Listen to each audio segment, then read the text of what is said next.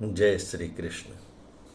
श्रीमद्भागवत महापुराण प्रथम खंड अष्टम स्कंद 18वां अध्याय।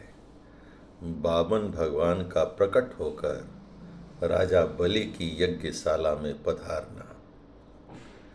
श्री सुखदेव जी कहते हैं, परीक्षित, इस प्रकार जब ब्रह्मा जी ने भगवान की शक्ति और लीला की स्तुति की, तब जन्म मृत्यु रहित भगवान अदिति के सामने प्रकट हुए।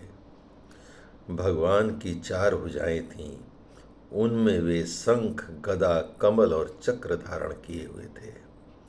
कमल के समान कोमल और बड़े बड़े उनके नेत्र थे। पीतांबर शोभायमान हो रहा था। विशुद्ध श्याम बण का शरीर था। मकराकृत कुंडलों की कांति से मुख कमल की शोभा और भी उल्लासित हो रही थी। वक्षः स्थल पर श्री बस का चिन्ह, हाथों में कंगन और भुजाओं में बाजूबंद, सिर पर किरीट, कमर में करधनी की लड़ियां और चरणों में सुंदर नुपुर जगमगा रहे थे।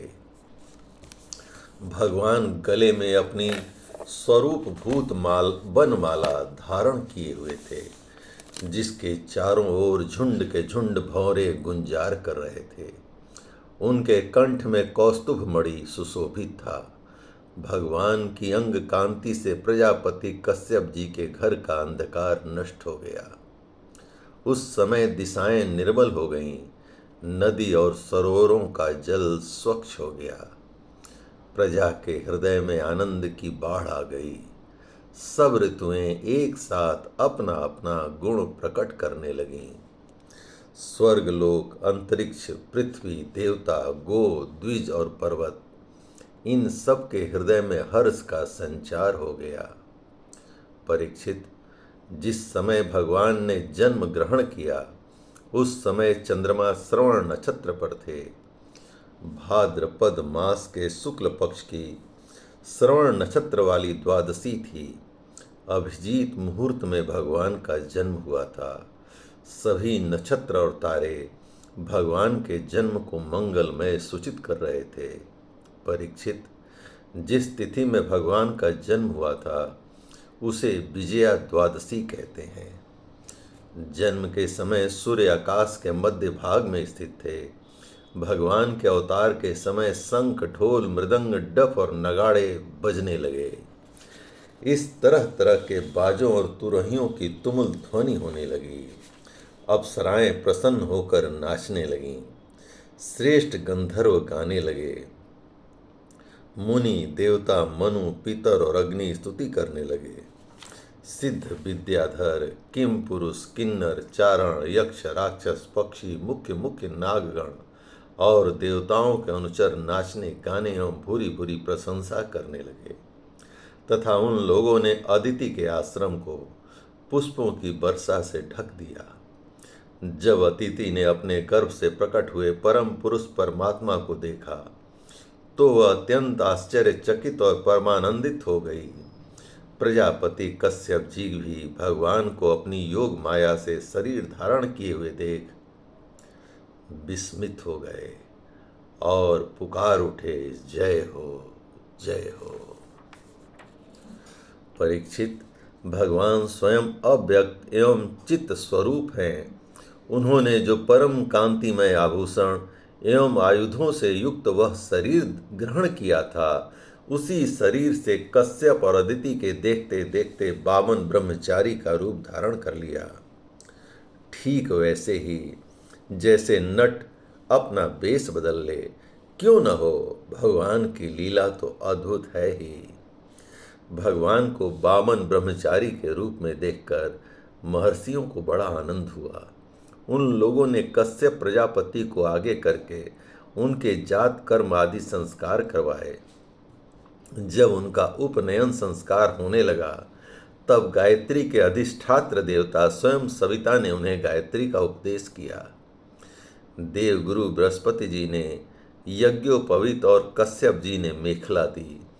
पृथ्वी ने कृष्ण मृग का चर्म, वन के स्वामी चंद्रमा ने दंड, माता अदिति ने कौम्पीन और कटी वस्त्र एवं आकाश के अभिमानी देवता ने बामन वेशधारी भगवान को छत्र दिया।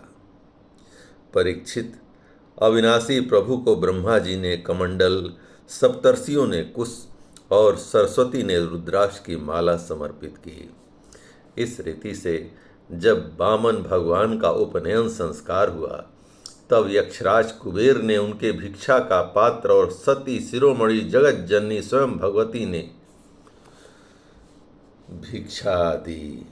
इस प्रकार जब सब लोगों ने बटु वेशधारी भगवान का सम्मान किया, तब वे ब्रह्मर्षियों से भरी हुई सभा में अपने ब्रह्म तेज के कारण अत्यंत शोभायमान हुए।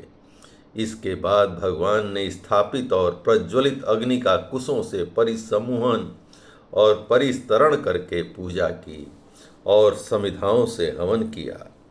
परीक्षित, उसी समय भगवान ने सुना कि सब प्रकार की सामग्रियों से संपन्न यशस्वी बलि भृगवंशी ब्राह्मणों के आदेशानुसार बहुत से अश्वमेघ यज्ञ कर रहे हैं। तब उन्होंने वहां के लिए यात्रा की। भगवान समस्त शक्तियों से युक्त हैं। उनके चलने के समय उनके भार से पृथ्वी पग पग पर झुकने लगी। नर्मदा नदी के उत्तर तट पर भृगु कक्ष नाम का एक बड़ा सुंदर स्थान है। वहीं बलि के भृगवंशी ऋत्विज श्रेष्ठ यज्ञ का अनुष्ठान करा रहे थे। उन लोगों ने दूर से ही बामन भगवान को देखा तो उन्हें ऐसा जान पड़ा मानो साक्षात सूर्य देव का उदय हो रहा हो। परीक्षित, बामन भगवान के तेज से ऋत्विज यजमान और सदस्य सब के सब निस्तेज हो गए। वे लोग सोचने लगे कि कहीं यज्ञ देखने के लिए सूर्य, अग्नि अथवा सनत कुमार तो नहीं आ रहे हैं। भृगु के पुत्र शुक्राचार्य आदि अपने शिष्यों के साथ इसी प्रकार अनेकों कल्पनाएं कर रहे थे। उसी समय हाथ में छत्र, दंड और जल से भरा हुआ कमंडलू लिए हुए बामन भगवान ने अश्वमेघ यज्ञ के मंडप में प्रवेश किया। वे कमर में मूंज की मेखला और गले में यज्ञोपवीत धारण किए हुए थे। बगल में मृग चर्म था और सिर पर जटा थी। इसी प्रकार बौने ब्राह्मण के वेश में अपनी माया से ब्रह्मचारी बने हुए भगवान ने जब उनके यज्ञ मंडप में प्रवेश किया, तब भृगुवंशी ब्राह्मण उन्हें देखकर अपने शिष्यों के साथ उनके तेज से प्रभावित एवं निष्प्रभ हो गए। वे सब के सब अग्नियों के साथ उठ खड़े हुए और उन्होंने बामन भगवान का स्वागत सत्कार किया। भगवान के लघु रूप के अनुसार सारे अंग छोटे छोटे बड़े ही मनोरम एवं दर्शनीय थे। उन्हें देखकर बलि को बड़ा आनंद हुआ और उन्होंने बामन भगवान को एक उत्तम आसन दिया।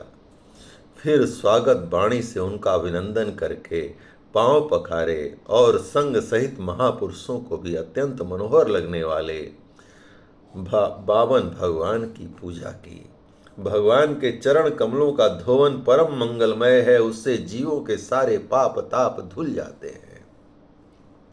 स्वयं देवाधिदेव चंद्रमौली भगवान शंकर ने अत्यंत भक्ति भाव से उसे अपने सिर पर धारण किया था।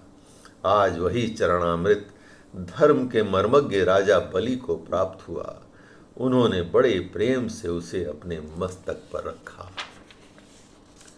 बलि ने कहा, ब्राह्मण कुमार, आप भले पधारे, आपको मैं नमस्कार करता हूँ।